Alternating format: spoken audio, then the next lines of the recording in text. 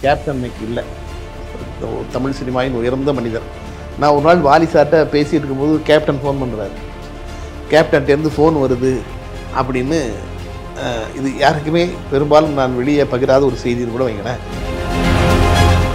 திமுகவோட வாலி ரொம்ப நெருக்கமாக இருந்தார். அதே சமயம் எம்ஜிஆருக்கு அவர் தான் ஆஸ்தான பாடலாசிரியர். ஸோ இந்த அவரோட அரசியல் நிலைப்பாடை பற்றி எங்கேயாவது வெளியே சொல்லியிருக்கிறா? அவரோட அரசியல் நிலைப்பாடு என்னவா இருந்தது? எப்படி இத்தனை வருஷத்துடைய ஜென்ரேஷனுடைய பல்ஸ் அவரால் பிடிக்க முடிஞ்சது? எப்படி அவர்? ஆமாம், நான் வாலி சார்கிட்ட பேசிக்கிட்டு இருக்கும்போது தான் நான் எவ்வளவு பெரிய முட்டாள்னு எனக்கு தெரியும். முதல் பாட்டில் எம்ஜிஆருக்கு சிரிக்கின்றாள் இந்த சிரிக்கின்றாளுங்கிற அந்த டூயட் பாட்டில் செக்கில் மட்டும் என் பேரை போட்டு வாலி சாருக்குன்னு அது ஒரு உண்மையில ஒரு எழுதும் போது தனக்குன்னு ஒரு பாணி வைக்கல. நீங்க வைரமுத்து மாதிரி இந்த பாட்டு வேணும். சில பாட்டு வந்து கண்ணதாசன் எழுதின பாட்டு, வாலி எழுதின பாட்டு வித்தியாசமே கண்டுபிடிக்க முடியாது. அந்த மாதிரி அந்த சிச்சுவேஷன் எப்படி வந்தது வாலிக்கு? வாலி காப்பி அடிச்சாரா இல்லை எப்படி? என்ன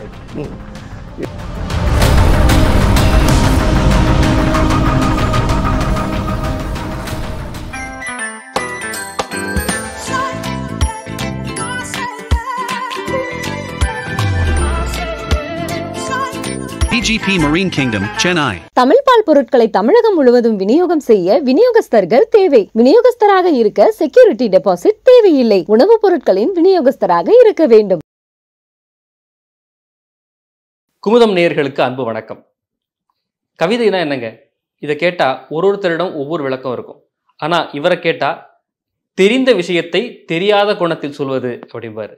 அப்படி தெரியாத கோணத்தில், யாரும் நினைத்து பார்க்காத கோணத்தில் சொல்லி கவிப்பேரரசு வைரமுத்து கவிஞர் வாலி ஐயா கரங்களிலிருந்து சிறந்த கவிஞர் விருது பெற்றவர், கவிக்கோ விருது பெற்றவர்.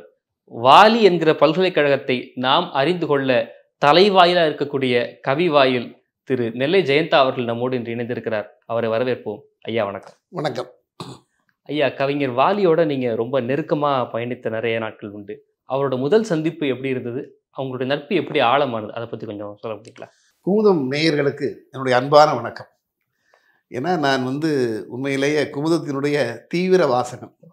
இன்னைக்கு உங்கள் முன்னால் இருந்து நான் பேட்டி கொடுக்குறேன் அப்படின்னா அதுக்கு நீங்கள் காரணம் சொன்னீங்கல்ல, அதில் இந்த இளமையில் காரணத்திற்கு குமுதமும் ஒரு காரணம். என்னுடைய வாசிப்பு பழக்கத்தை வளர்த்தது குமுதம். அதனால் முதல்ல நான் குமுதத்திற்கு நன்றி சொல்லி தான் நான் உங்களுக்குள்ள அந்த பேட்டிக்குள்ளே வரணும். இப்போ நீங்கள் கேட்ட வாலி இதுக்கு வர்றேன். நான் என்னுடைய திணைமயக்கம் கவிதை நூலை வெளியிடணும். சென்னைக்கு வந்த புதிது தான் 2000 வந்தேன். 2004 அந்த புத்தகத்தை வெளியிட வேண்டிய சூழல் வந்தது. அப்போ இயக்குனர் வசந்த் அவர்களை அதை வெளியிடுவதற்கு ஏற்பாடு செய்திருந்தேன். ஆனால் கடைசி நேரம் அழைப்பிதழ் அச்சாகிற நேரத்தில் அவர் என்னால் வர முடியலை, திருவனந்தபுரத்தில் ஒரு விழா இருக்கிறது, நான் போகணும் ஜெயந்தா அப்படின்னு சொல்லிட்டாரு. உடனே கவிஞர் முத்துலிங்கத்திட்ட சொன்னேன். அப்போ சொன்னார், நீங்கள் வாலியை வச்சு வெளியிடலாம் ஜெயந்தா, நான் வாலியன்கிட்ட சொல்கிறேன், நீங்கள் போய் வாலியை பாருங்கள் அப்படின்னாரு. அப்படியா, வருவாரா, வெளியிடுவாரா? இல்லை, கண்டிப்பாக நான் சொல்கிறேன் அப்படின்னு சொல்லிட்டு முத்துலிங்கனை சொன்னார். நானும் அவர் ஒரு நாள் வாலி சார் வீட்டுக்கு போனேன். என்னுடைய கவிதை தொகுப்போடு போனேன். அவருடைய மைத்துனர் உதவியாளர் சாமிநாதன் தான் என்னை வரவேற்றார். போய் பெல் அனுக்குறேன், கதவு திறந்தார், கேட்டார், உட்காருங்கன்னாரு. வாலி ஐயா மேலே இருந்து இறங்கி வந்தார். எப்போவுமே மாடியில் இருப்பார், வரவேற்பறைக்கு யாராவது வந்தால் வருவார். வந்த உடனே எந்திரிச்சு வணக்கம் சொன்னேன். வாயா, நீ தான் நெல்லை ஜெயந்தாவா, உட்காரியா அப்படின்னாரு. ஒரு சிங்கத்திற்குரிய கம்பீரம் எப்போவுமே அவர்கிட்ட இருக்கும். உட்காரியா அப்படின்னாரு. உட்கார்ந்தேன். முத்துலிங்கம் சொன்னாரியா, நூல் வெளியீட்டு விழா சொன்னார். நான் பொதுவாக எந்த விழாவுக்கும் லேஸ்லாம் வரமாட்டேன், முத்துலிங்கம் சொன்னதுக்காக அந்த விழாவுக்கு வர்றேன், சரியா அப்படின்னா. சரியானார். அது என்ன யானார்? ஐயா, அந்த கவிதை புத்தகம் திணைமயக்கம். சரி, இது அங்கே வை அப்படின்னு அவர் கையிலே வாங்கலை அந்த புத்தகத்தை. அங்கே வைனார். நான் டேபிளில் வச்சுட்டேன். ஐயா, நான் விழாவுக்கு உங்களுக்கு கார் அனுப்பிச்சிடுறேன், நீங்கள் வர்றதுக்குன்னு. இல்லையா, நான் சொந்த காரெலாம் வச்சுருக்கேன் ஐயா, நான் வந்துடுவேன் ஐயா. சரிங்க, நான் அழைப்பிதழ் தயாரானோன்னே நான் அழைப்பிதழ் கொடுக்குறேன் ஐயா. அழைப்பிதழ் நீங்கள் என்னையை பார்த்துலாம் கொடுக்கணும் அவசியம் இல்லை, சாமிநாதா அவர் அழைப்பிதழ் தருவார், அதை வாங்கி வச்சிரு. வேற என்னையா? அதாவது அவசரமாக என்னை வழி அனுப்பி வைக்க வேண்டும், அது பேச்சிலே தெரிஞ்சுது. நான் உடனே நன்றி சொல்லிட்டு கிளம்பிட்டேன். அழைப்பிதழ் தயாரான உடனே கொண்டு போய் கொடுப்பதற்காக போகிறேன். வீட்டில் அழைப்பு பணியை அழுத்துக்கிறேன். அவர் மைத்துனர் சாமிநாதன் கதவு திறக்கிறாரு. என்னன்னாரு, ஐயா வணக்கம், நான் நெல்லை ஜெயந்தாண்ணே. ஓ நீங்கள் தான் நெல்லை ஜெயந்தாவா, சொல்லுங்கன்னாரு. ஐயா அந்த அழைப்பிதழ் உங்கள்கிட்ட கொடுத்துட்றேன், ஐயாட்ட கொடுத்துருன்னாரு. ஓ இப்போ தான் ஞாபகம் வருது, நீங்கள் என்கிட்ட தர வேண்டாம், நீங்கள் உட்காருங்க, உங்கள்கிட்ட ஏதோ பேசணும்னு சொன்னார் அப்படின்னா. எனக்கு பகீர்னு ஆயிடுச்சு. ஏன்னா விழாவுக்கு எதுவும் வரலைன்னு சொல்ல போகிறாரோ என்னமோ தெரியலையா. ஏன்னா மிகப்பெரிய ஜாம்பவான் இல்லையா, நம்மலாம் காற்றின் வழியாக தான் அவரை அதை தரிசிச்சிருக்கோம். கண்களின் வழியாக கூட முதல்ல அப்போ தான் பார்த்துருக்கேன். அதனால ரெண்டு பயந்து போய் அந்த வரவேற்புறையில் உட்காந்துருக்கேன். ஒரு எக்ஸாம் ஹாலில் இருக்கிற ஸ்டூடெண்ட் மாதிரி பயந்துருக்கேன். அங்கேருந்து இறங்கி வந்தார். மறுபடியும் சொன்னார், வாயா ஜெயந்தா, சும்மா பிரித்து உதறி இருக்கிறையா கவிதையெல்லாம், அதான்யா கலைஞரே அவன் கவிதையில் மயங்கியிருக்கிறாரு, உன் கவிதை ஒரு ஃபயர் இருக்குயா. அன்னைக்கு நான் என்னையா சொன்னேன், முத்துலிங்கத்துக்காக இந்த விழாவுக்கு வரேன்னு சொன்னேன், அதை மாற்றிக்கையா, உன் கவிதைக்காகவே இந்த விழாவுக்கு நான் வர்றேன்யா. அதாவது நெஞ்சில் பட்டதை நேரில் சொல்லுகிற பெரிய மகான்க, அதுதான் அவர்கிட்ட இருந்த மிகப்பெரிய பலம். மிக மிக சாதாரணமானவன் அவர் ஒப்பிடுகின்ற பொழுது.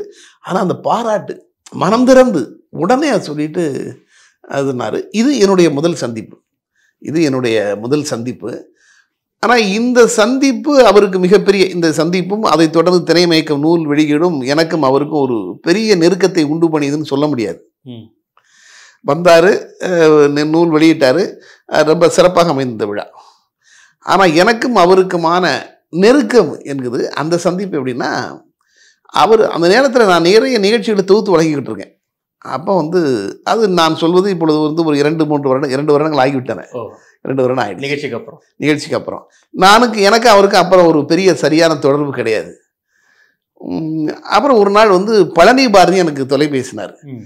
ஜெயந்தா, வாலி என்னை புத்தக வெளியிட்டுறான்னு வச்சுருக்கிறாரு, அந்த விழாவை நீங்கள் தொகுக்க முடியுமான்னு கேட்குறாரு அப்படின்னா. சரி நான் தொகுக்கிறேன் அப்படின்னேன். சரி நீங்கள் வாலியாட்ட பேசுங்க அப்படின்னாரு. சரின்னு சொல்லி வாலி என்கிட்ட பேசுங்கன்னாரு. நான் உடனே அவருக்கு தொலைபேசினேன். ஐயா வணக்கம் ஐயா, நான் ஜெயந்தா பேசுகிறேன். என்னப்பா நல்லா இருக்கியான்னு கேட்டு, இப்போ நூல் வெளியிட்டுலாம்ப்பா, ஆனால் நீர் என்னமோ கலைஞர் நிகழ்ச்சியை மட்டும்தானே தொகுத்து வழங்குறேன்னு சொல்கிறாங்க அப்படின்னாரு. அவன் ஏன் கலைஞர் நிகழ்ச்சியை மட்டும்தான், ஏன் நான் இலக்கிய நிகழ்ச்சி தான் தொகுத்து வழங்கிட்டு இருக்கேன் இப்போல்லாம் அப்படின்னேன். எனக்கு ஒரு நிகழ்ச்சி இருக்கியா, அதை பண்ண முடியுமான்னாரு. அதையும் பண்ணுறேன். கலைஞர் நிகழ்ச்சியை மட்டும்தான் தொகுத்து வழங்குறேன்னு சொல்கிறாரு என்கிட்ட, ஆனால் எனக்கு பண்ணுறேன்னு சொல்கிறார அப்படின்னா. எப்போவுமே கேள்விக்கு மேலே கேள்வி வைப்பார். நான் சொன்னேன், ஆமையா, அவர் முதல்வரில் கவிஞரியா, நீங்கள் கவிஞரில் முதல்வரியா. அந்த மறுமுனையில் அவர் சிரித்த சிரிப்பு இன்றும் என் காதுகளில் ஒலிக்கிறது. அதான் அவ்வளோ பெரிய ரசனைக்குரிய மனிதர். அன்றிலிருந்து அதான் சொல்லப்போனால் அந்த நிகழ்ச்சியை நான் தொகுத்து வழங்கினேன். அந்த மேடையிலேயே திரு சோ அவர்கள் அந்த நிகழ்ச்சியை என்னைய ரொம்ப பாராட்டினார். அதில் இன்னொரு குறிப்பாக என்ன சொல்கிறேன்னா, அந்த நிகழ்ச்சியை ஒளிவு பதிவு பண்ணியதே குமுதம் தான். அது வாலிசாட்டை கேட்டு குமுதம் தான் அந்த நிகழ்ச்சியை ஒளிப்பதிவு பண்ணாங்க. அதில் சோ சார் என்னைய ரொம்ப பாராட்டினார் அந்த நிகழ்ச்சியில். அதற்கு பிறகு எனக்கும் அவருக்குமான ஒரு மிகப்பெரிய நட்பு வளர ஆரம்பித்தது. ஒரு 10 நாட்களுக்கு ஒரு முறை நானும் பழனி பாரதியும் அவரை சந்திக்க வேண்டும் என்பது எழுதாத சட்டம். அப்படிதான் உருவாச்சு எனக்கு அவருக்குமான நட்பு. மகிழ்ச்சி. ரொம்ப இதாக இருக்குது. வாலி ஐயா பற்றி நிறைய தகவல்கள் தெரியும். அவருடைய பாடல்கள் எல்லாருக்கும் ரொம்ப பரிச்சயம். அவருடைய கவிதைகள் அப்படிங்கிறது ரொம்ப செலக்டிவாக சில பேருக்கு மட்டும்தான் தெரியும். அவருடைய கவிதைகளில் உங்களுக்கு பிடிச்ச கவிதைகளை பகிர்ந்துக்க முடியுமா? நீங்கள் கேட்குற இந்த இடம் ஒரு நல்ல கேள்வி. ஏன்னா இந்த இடத்துல ஒரு விஷயத்தை நான் பதிவு பண்ணணும். தமிழருவி மணியன் தமிழ்நாட்டின் ஒரு மரியாதைக்குரிய மனிதர். அவருடைய அரசியல் நிலைப்பாடு எப்படி வேண்டுமானால் இருக்கலாம், அதற்குள் நாம் போகவில்லை. ஆனால் ஒரு மேடையை கோவிலாக்கக்கூடியவர். அவருக்கு எப்பொழுதுமே கண்ணதாசனின் மீது காதல் இல்லையா. அவர் ஒரு முறை ஒன்று சொல்லியிருந்தார். அதாவது, வாலியும் வைரமுத்துவும் என் விமர்சனத்திற்குரியவர்கள், கண்ணதாசனின் காதலுக்குரியவன் ஒரு பத்திரிகை எழுதிட்டார். அது வாலியாக்கு ரொம்ப கோபம் ஆயிடுச்சு. அதற்கு பிறகு இவர் வருத்தம் தெரிவித்தார். அந்த சம்பவம்லாம் நடந்தது. என்னுடைய வாலியினுடைய தொகுப்பை நான் அந்த நேர்காணலை படிச்சுட்டு ஒரு நாள் தமிழறிவு மணின்னு என்கிட்ட பேசினார் காலையில். ஜெயந்தா அவங்கள்ட்ட பேசலாமா கொஞ்சம் நேரம்னா. பேசலாயா, என்னென்ன. நேற்று நான் இரவு முழுவதும், என் பயணம் முழுவதும் உங்களோடும் வாலியோடும் தான் இருந்தேன். நான் உண்மையிலே ஜெயந்தா மிகப்பெரிய தவறு பண்ணிட்டேன். தமிழறிவு மணியன் சார் என்கிட்ட ஃபோன்லேயே சொன்னது. நான் வாலியை சரியாக புரிஞ்சிக்காமலே இருந்துட்டேன்.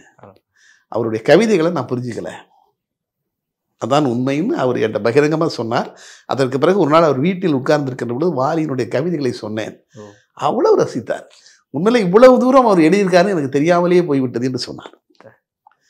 ஏன்னா நீங்கள் கேட்ட உடனே எனக்கு சொல்ல, ஏன்னா நிறைய பேருக்கு, ஏன்னா தமிழறிவி மணியன் போன்ற அறிஞர்களே இந்த பக்கம் திரும்பி பார்க்கல. காரணம் வந்து வாலி சாருடைய அந்த பாட்டு, நீங்கள் எல்லாரும் சொன்ன மாதிரி முக்காப்புலா பாட்டாக தான் எழுதுவார். அதுலேயும் நிறைய ரொம்ப பாட்டுகள் இருக்குது. அது நிறைய அவரை பற்றி பெரிய ஆராய்ச்சியே பண்ணலாம் அப்படிங்கிற மாதிரி ஒரு ஆனால் நீங்கள் கவிதைகள் பார்த்தீங்கன்னா ஒரு அந்த வயதிலேயே அவர் சொல்லுவார், திருவானைக்கா அம்பாளிடம் நான் வேண்டிய வேண்டல் தான் எனக்கு கிடைத்த தமிழ். இன்னும் ஒரு 10 மரபு கவிதை எழுதிப்பார். அது ஒன்று பாருங்க, பச்சை பசும் தடிராம் பாலகனாம் சம்பந்தன் கொச்சை மொழி குதப்பி குளக்கரையில் கூவி எழ கச்சை முடிச்சவிழ்த்து கருத்த முலை பாலெடுத்து பிச்சை கொடுத்த அன்னையே மிச்சத்தை எனக்கு கொடு. அந்த வார்த்தை பாருங்க, எளிமை, எளிதாக புரியும். ஆனால் எப்படி விளையாடுறாரு பாருங்க அந்த இருகை முனையில். ஒரு மரபு கவிதை சொல்லும் பொழுதுதான் அந்த தமிழர் மொழியை சொன்னா ரொம்ப அடடாடாது. மாம்பூவின் நன்மை ஒத்த மாதா நீ மணிவாயின் தாம்பூலம் வாங்கியதால் தமிழ் சொன்னான் காளமேகம் மீன்பூக்கும் விழியாளே மீனாளே மீண்டும் தாம்பூலம் தரித்து எந்த தலைமையிலே துப்பிடுக. அந்த மரபுலையும் நீங்க இப்படி மரபு கவிதைகள் ஒரு பக்கம், அதுலேயும் நீங்க கண்ணதாசனை பற்றி வாலி எழுதிய கவிதை நீங்க குறித்து வைத்துக் கொள்ளுங்கள்.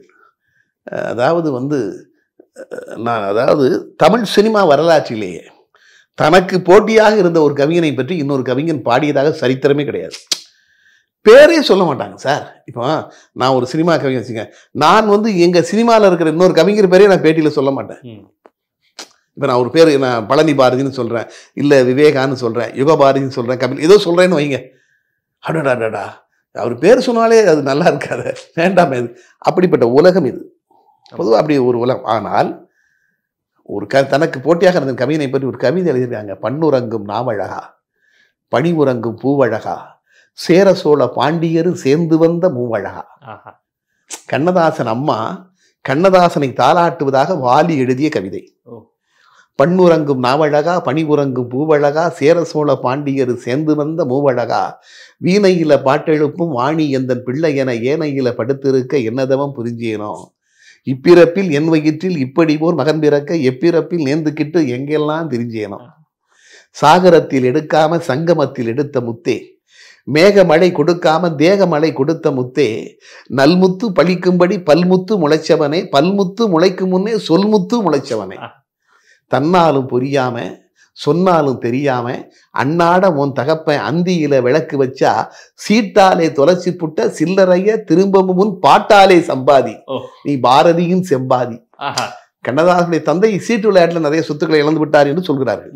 அதுக்காக இந்த வரி, பஞ்சான பால் கால் உதச்சு பனிக்குடம் கிழிஞ்சுது ஐயா பிஞ்சான கை அணைச்சு பால் குடம் இடிஞ்சுது ஐயா தாய்ப்பாலே நான் தருவேன் தலைப்பாலே மறைச்சபடி தமிழ்பாலே வள்ளுவன் தான் தருவான் நீ வாங்கி குடி என் பாட்டு இந்நாளில் ஒன்ன மட்டும் உறங்க வைக்கும் ஓம் பாட்டு பின்னாளில் ஊரு மொத்தம் கறங்க வைக்கும் ஏழுக்கு பின்னால எட்டாக பிறந்தவனே கூழுக்கு பாடாம கொள்கைக்கு பாட்டெடுது. கண்ணதாசன் அம்மா கண்ணதாசனை தாளாட்டுவதாக வாலி எழுதிய கவிதை. என்ன பாருங்க, அதாவது ஒரு ஒரு ஒரு நேசிப்போடு ஒரு உள்ளன்போடு எழுதலைன்னா இப்படி ஒரு வார்த்தைகள் வராது. அதுதான் வாலி. அதாவது எப்பவுமே அப்படிதாங்க, என்ன ரொம்ப எளிமையா ஒன்று வச்சிருப்பாரு. எந்த மனிதன் நினைத்தும் எந்த மனிதனையும் கெடுக்க முடியாது. நான் வந்து இப்போ பாரதிக்கு வந்து ஒரு சான்ஸ் கிடைக்கக்கூடாதுன்னு நான் நினைச்சலாம் கெடுக்க முடியாது. அது கிடைக்கும் என்றால் கிடைத்தே தீரும். எந்த மனிதன் அதுலதான் ரொம்ப கவனமா இருப்பார். இறைவன் தான் முடிவு பண்றான். ஏன்னா வாலி சாருக்கு ஜோசியத்தில் நம்பிக்கை கிடையாது. அவர் அது கேள்வி, இறைவனை நீ நம்புறேன்னா எதுக்கு நீ ஜோசியத்தை நம்பணும் பாரு. இறைவனை நம்புற, அப்படித்தான். அவர் முருகன் தான் எல்லாம் அவருக்கு. வாலிக்கு கண்ணதாசன் மேல இருந்த நட்பு, அந்த அன்பு, இதெல்லாம் சொன்னீங்க.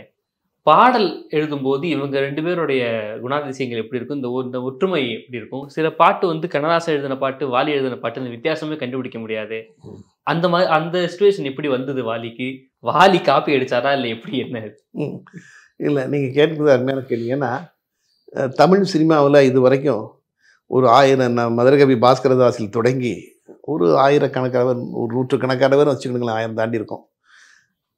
அதில் நீங்கள் வந்து ஒரு குறிப்பிட்ட வெற்றியாளர்கள், கோடம்பாக்கத்தில் கொடி கட்டியவர்கள் அப்படின்னா நீங்கள் வந்து மதுரவி பாஸ்கரதாஸ் அப்படிதான் வாராரு. ஆனால் முதல் திரைப்பட பாடலாசிரியருக்கு அந்தஸ்தை வாங்கி கொடுத்த, நட்சத்திர அந்தஸ்தை வாங்கி கொடுத்த ஞான புருஷன்னு பாட்டுத்தந்தை பாபநாசம் சிவனுக்கு தான் அந்த பேர் உண்டு. அப்படி தான் முக்தா சீனிவாசன் எழுதுவார். பாபநாசம் சிவன், உடுமலை நாராயண கவி, தஞ்சை ராமையாதாஸ், மருதகாசி, பட்டுக்கோட்டை கல்யாண சுந்தரம், கண்ணதாசன், இதான் வெற்றி பெற்ற வரிசை. பாடலாசிரியர்கள் வெற்றி பெற்ற வரிசை. ஒரு 10 பேரை எடுத்துக்கிட்டா இல்லை வாலி சாருக்கு மட்டும் இருக்கிற சிறப்பு. வாலி, நீங்கள் வந்து வாலி ஒருவேளை கண்ணதாசன் மாதிரி எழுதுறாரு காப்பி அப்படிங்கிற வார்த்தையை நீங்கள் பயன்படுத்துனீங்க, அது சரி. என்ன அப்படின்னா வாலி சாருக்கு மட்டும் இருக்கிற சிறப்பு, தனக்குன்னு ஒரு பாணியை அவர் வச்சுக்கவே இல்லை. நீங்கள் பட்டுக்கோட்டைக்கு ஒரு பாணி உண்டு, உடுமலையாருக்கு ஒரு பாணி உண்டு, கண்ணதாசனுக்கு ஒரு பாணி உண்டு, வைரமுத்துவிற்கு ஒரு பாணி உண்டு. ஆனால் வாலி தனக்குன்னு ஒரு பாணி வைக்கல. நீங்க வைரமுத்து மாதிரி இந்த பாட்டு வேணும் அப்படின்னு எழுதி தருவார். ஏன்னா அவர்கிட்ட வந்த உடனேயே அவர் இயக்குநர்களிடம் கேட்கிற கேள்வி, உனக்கு என்ன மாதிரி பாட்டு வேணும்?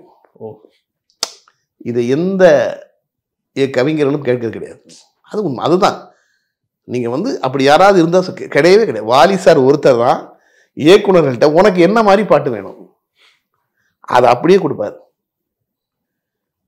இது ஒரு பதில். அதனால நீங்க வந்து கண்ணதாசன் மாதிரி சில பாடல்கள் இருக்கும், வைரமுத்து இப்ப தென்றலை எண்ணெய் தொடு படத்துல பாத்தீங்கன்னா வைரமுத்து மாதிரி இருக்கும் சில பாடல்கள். இதை காவியா சண்முக சுந்தரம் பதிவு பண்ணியிருப்பாரு. ஆனா அவர் என்ன பண்ணியிருப்பாரு, இவர் வந்து தனக்குன்னு ஒண்ணு இல்லாம இப்படி எல்லாரும் மாதிரி எழுத ஆரம்பிச்சாரு. வைரமுத்துவை பார்த்து வைரமுத்து மாதிரி, கண்ணதாசனை பார்த்து கண்ணதாசன் மாதிரி. அது வைரமுத்து மேல அண்ணன் காவியா சண்முகத்துக்கு இருந்த தீவிர காதல். அதுதான் அந்த எழுத்து. ஆனா அப்படி கிடையாது, அப்படிலாம் இல்லை. அவர் வைரம் மாதிரி எழுதணும் இல்லை, அவர் கேட்கறதான். ஸ்ரீதர் இயக்குனர் ஸ்ரீதர் கேட்கிறாரு, எனக்கு இது மாதிரி வேணும்னா கொடுத்துருவாரு. அஜித் படம் வத்தி குச்சி பக்த வைக்கிற ஒரு பாட்டு வரும், பாட்டு. அந்த பாட்டுல அது வத்தி குத்தி வச்சு படத்துல வரும்போது சில சம்பவங்கள், ஆனா வாலிக்கு அது தெரியாது. முருகதாஸ் தான் அந்த படம் நினைக்கிறேன். முருகதாஸ் வாங்கி பார்த்துக்கிட்டே இருக்கும்போது இப்படி பார்த்தாரான், என்னையா பார்க்குற சொல்லியா அப்படின்னாரான்.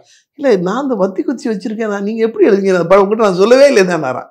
ஹீரோ படம் முழுக்க வத்தி குச்சி வாயில் வச்சிருப்பாரு, ஆனா சொல்லவே இல்லையா, இவரா எழுதிட்டாரான். அதுதான் அவர் வந்து ஆச்சரியப்பட்டாரு அப்படின்னு சொல்லுவார். அந்த சில விஷயங்கள் வாலி சாருக்குன்னு அது ஒரு உண்மையில ஒரு எழுதும் போது ஒரு மார்க்கெட்டிங் அவர் ரொம்ப சிம்பிளா சொல்லுவார். ஒரு பாட்டுனாயா, ஒரு பாட்டுன்னா 2 வரி நாம நிக்கிறதுக்கு, மீதி வரி விற்கிறதுக்கு. இதுதான் ஒரு பாட்டுக்கு வச்சிருந்த இலக்கணம்.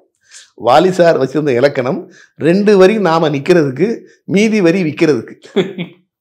இதுதான் ரொம்ப நியாயமானது. அவர் சொல்லுவார் சார், அவர் எதையுமே நான் எழுதுன நியாயம் சொல்ல மாட்டாரு. அது வியாபாரம்யா, அவன் பணம் போட்டு பணம் எடுக்க வரான் அப்படின்னு சொல்லிட்டு நான் என்ன கவிதையை கூட சொன்னீங்களே, ஒரு கவிதையை சொல்லுவேன் பாரு. கண்ணீர்னு ஒரு கவிதை, என்னுடைய ஒரு கவிதை உண்டு. அதாவது கலப்படம் உள்ள கண்ணீர் எங்கிருக்கிறது தெரியுமா, கோடம்பாக்கத்தில் தான் அது கொட்டி கிடக்கிறது. அங்கு கீழே சிந்தி கிடக்கும் கண்ணீரிலெல்லாம் கிளிசரின் கலந்திருக்கும். என்ன செய்வது, அங்கே தானாய் அழுவதெல்லாம் தயாரிப்பாளர்கள் மட்டும்தான் அப்படின்னு நீயே சொல்லியா. அவன் எப்படியா பணத்தை போட்டு அழாம உன் திறமையை காட்டுறதுக்கு அதுவா அடுத்தவன் காசா கிடைக்குது.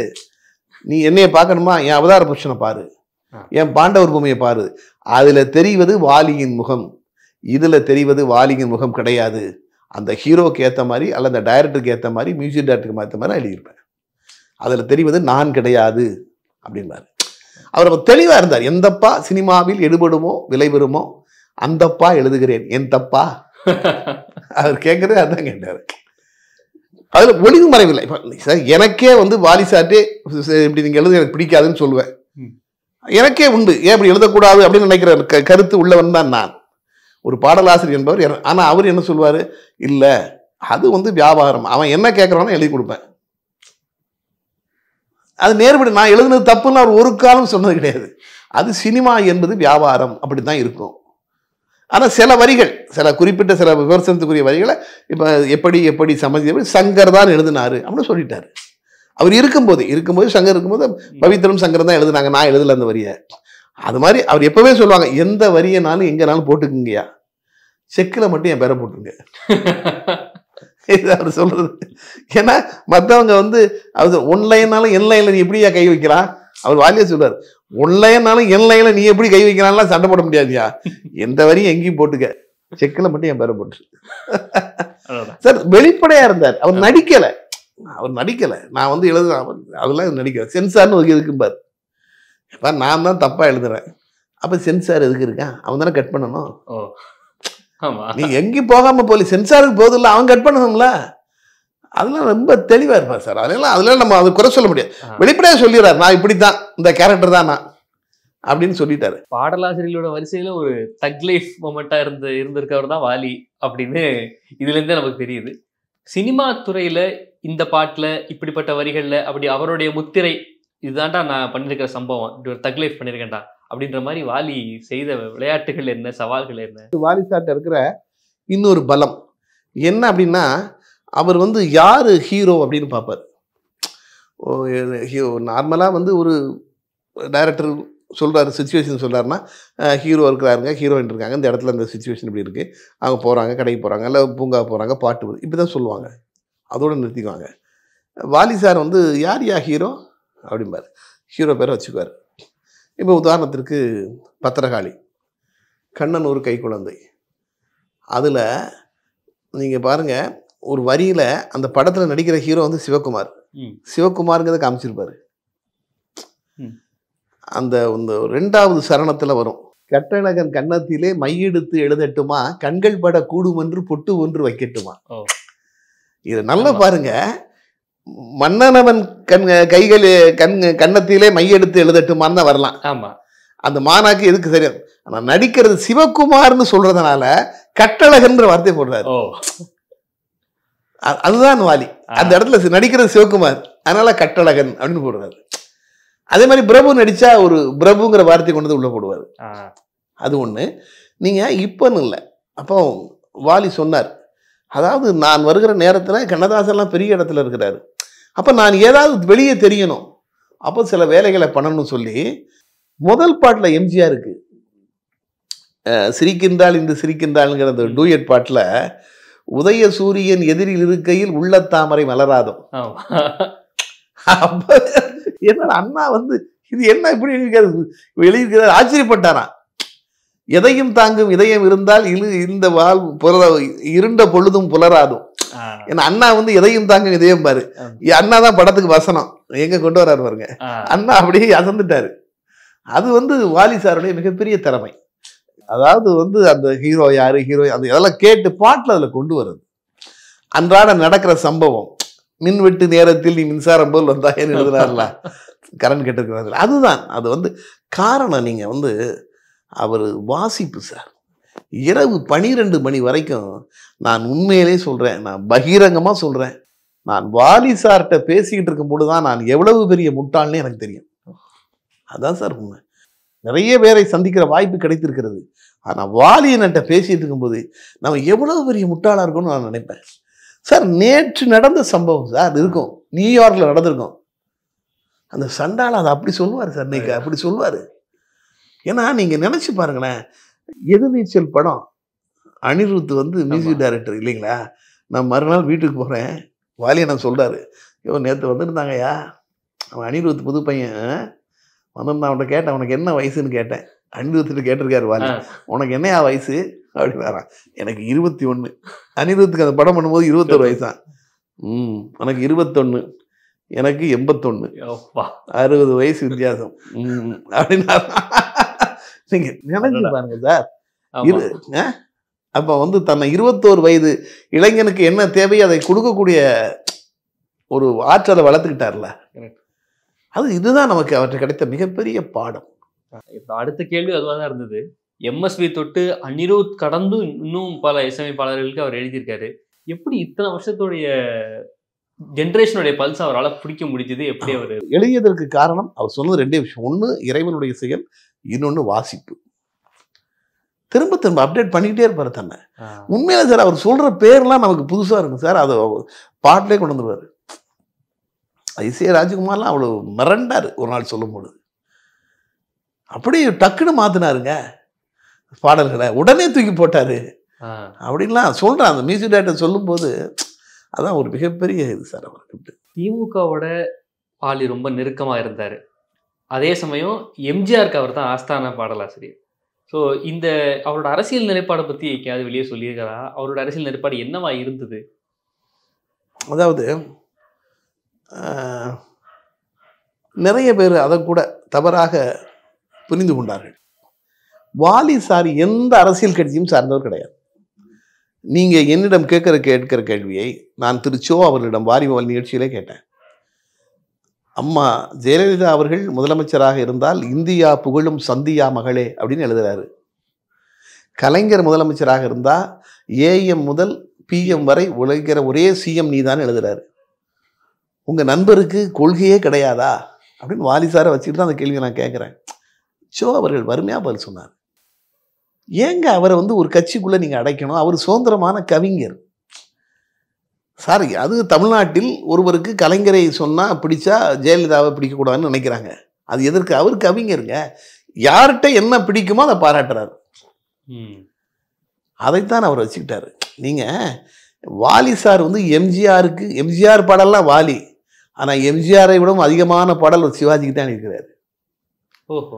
எம்ஜிஆருக்கு 180 பாடல்களை 185 பாட்டு எழுதியிருக்காரு. சிவாஜிக்கு 250 பாட்டு எழுதியிருக்காரு.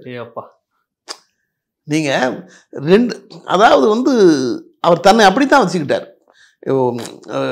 திமுக நண்பர், கலைஞருக்கு நண்பர். வைகோ நடைப்பயணம் போயிட்டு வராரு. வைகோ சென்னையில் பேசுகிற மீட்டிங்கில் வாலி சார் பேசுகிறாரு. எந்த கட்சியிலையும் தன்னை அவர் சேர்த்துக்கல. அது அவர் என்ன சொல்லுவார்? பாட்டு தம்பி நான் படித்தேன் காஞ்சியிலே நேற்று, அந்த நேரத்தில் திமுக அரசை விமர்சித்த பாடல். அந்த பாட்டை கேட்டால் கலைஞருக்கு கோபம் வரலாம். மூகா முத்துக்கு ஒரு பாடல் 3 தமிழ் தோன்றியது முன்னிடமோ, அந்த பாட்டை கேட்டு எம்ஜிஆருக்கே வருத்தம் நமக்கு கூட இப்படி எழுதலையே அப்படின்னு. அவர் வாலிக்கு அப்படி இல்லை. அவர் எதுலையுமே தன்னை இது பண்ணிக்கல. ஏன் நீங்கள் அப்போ நம்ம அவருக்கு அதுதான் அவரே கேட்பார். இவருக்கு நண்பராக இருந்தால் அவருக்கு நண்பராக இருக்க முடியாதா? நான் 2 பேருக்கு நண்பர், அவ்வளோதான். அதான் நான் சொல்லுவேன். நீ வானம் போல் உன்னை வளர்த்து கொண்டதால் அவருக்கு சூரியனும் சந்திரனும் நண்பர்களாக இருந்தார். உங்களை எம்எல்ஏ ஆக்கிடுறேன். வாலி சிரிச்சுக்கிட்டே போயிடுவாரான். ஆகவே இல்லை, கட்சிக்குள்ளே சேரலை. அது என்ன சொல்லுவார்? கண்ணதாசன் எனக்கு 3 அட்வைஸ் கொடுத்துருக்காருயா. வாலி சொல்றது,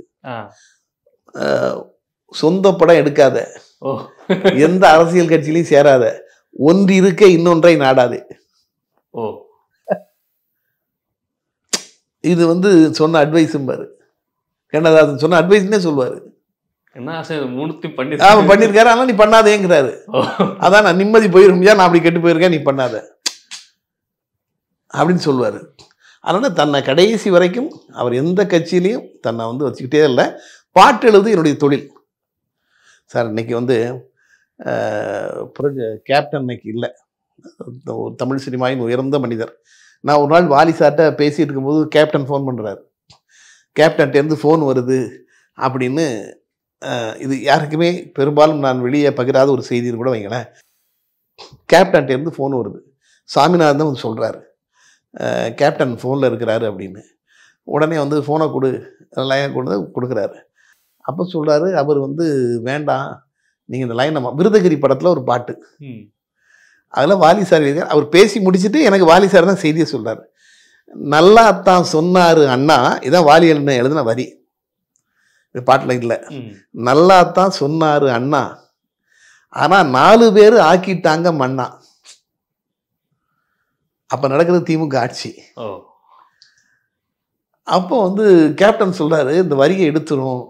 ஏன் எடுக்கணும்னு கேட்குறாரு. கேட்குறாங்கன்னா, இல்லை இந்த 4 பேர்னு சொன்னால் அவர் ஒரு 4 பேரை சொல்கிறார், பேரை சொல்கிறார். இவங்க தான் அப்படி ஆக்கிட்டாங்கன்னு சொல்லுவாங்க. ஐயோ அப்படி அர்த்தம் இல்லையா? பொதுவாக எப்பவுமே ஒரு 4 பேர்னு சொல்லுவோமே, அந்த 4 பேரை தான் நான் போட்டிருக்கேன். இல்லை வேண்டாம், நீங்கள் எடுத்துருங்க அப்படிங்கிறாரு. அதாவது இதில் விஜயகாந்தனுடைய பெருந்தன்மை வேற.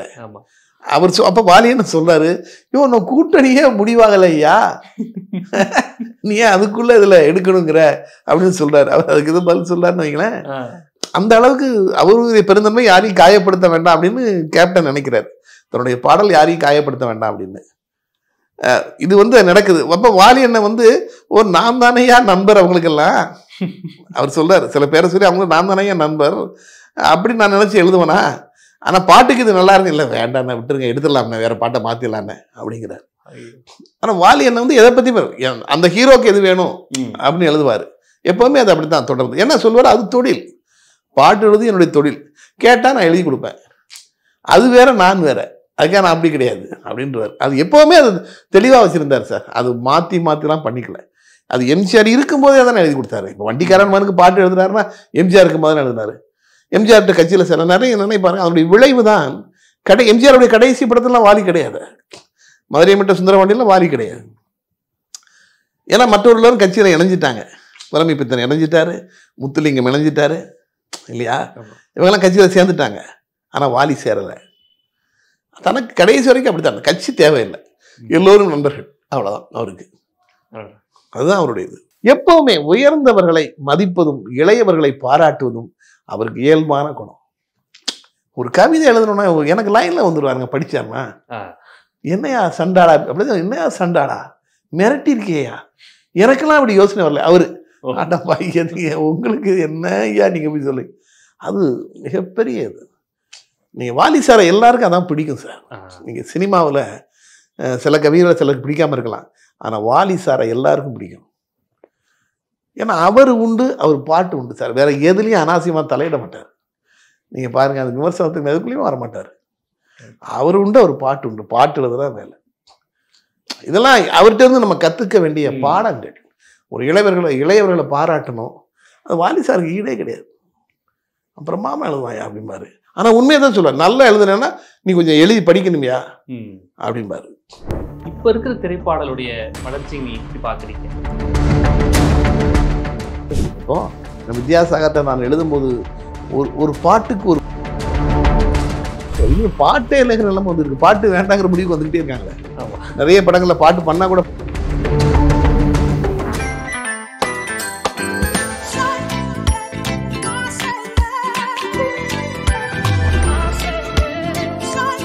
PGP Marine Kingdom, Chennai. Tamil பால் பொருட்களை தமிழகம் முழுவதும் விநியோகம் செய்ய விநியோகஸ்தர்கள் தேவை. விநியோகஸ்தராக இருக்க செக்யூரிட்டி டெபாசிட் தேவையில்லை. உணவுப் பொருட்களின் விநியோகஸ்தராக இருக்க வேண்டும்.